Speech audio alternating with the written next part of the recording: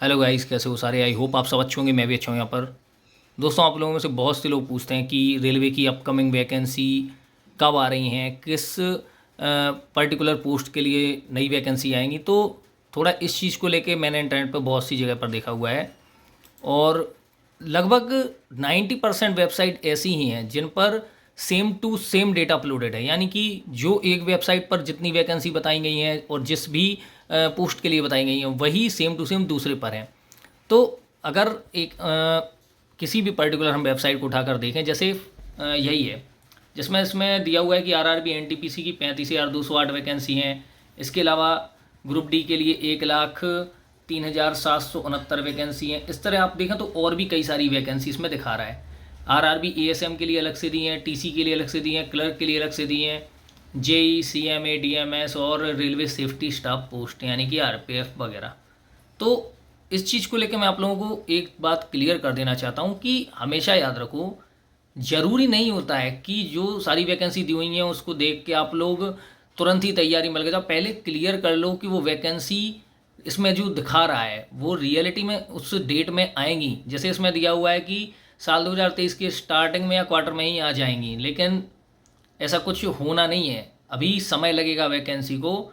और जब मेरे जहाँ तक मेरा अनुभव है और जहाँ तक मैंने इसमें देखा है, ऑब्जर्व किया है, अभी लगभग जून जुलाई से पहले तो कुछ नहीं होना है। उसके बाद ही अगर कोई नोटिफिकेशन आए तो आए।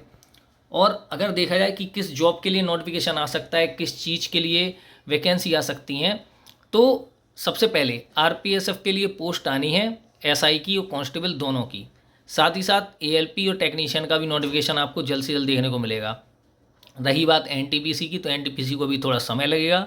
तो जो लोग एनटीपीसी की तैयारी कर रहे हैं वो लोग अपनी तैयारी को कंटिन्यू करते रहें, और आज के हिसाब से जो कंपटीशन है, जो एग्ज़ाम का लेवल हो गया है, उस हिसाब से अपनी तैयारी को करते रहें। बाद में एक चीज़ और भी जान लीजिए, देखो ये वाला एनटीपीसी और आरआरसी ग्रुप डी साल 2019 में जो एप्लीकेशन फॉर्म निकले थे वो लगभग कंप्लीट हैं, तो उनके बारे में तो सोचना ही छोड़ दीजिए। जो लोग वेटिंग में हैं या जिन लोगों का ग्रुप डी में ऐसा हुआ है कि पहली लिस्ट में नहीं हुआ है, तो वो लोग एक चीज़ ध्यान रखें, सिर्फ दूसरी लिस्ट या फिर दूसरे पैनल के भरोसे मत बैठें। कोशिश करें कि तैयारी करते रहें, क्योंकि ऐसा नहीं है कि एक ही चीज़ के भरोसे बैठे रहेंगे तो उसमें हो ही जाएगा। समय निकलता है, कई चीज़ें चेंज होती हैं, और जो वैकेंसी आती है जिसमें फ्रेश कंपटीशन हो, कई सारे जो सिलेबस के हिसाब से क्वेश्चन चेंज होते रहते हैं, उनको प्रिपेयर करते रहो। ठीक।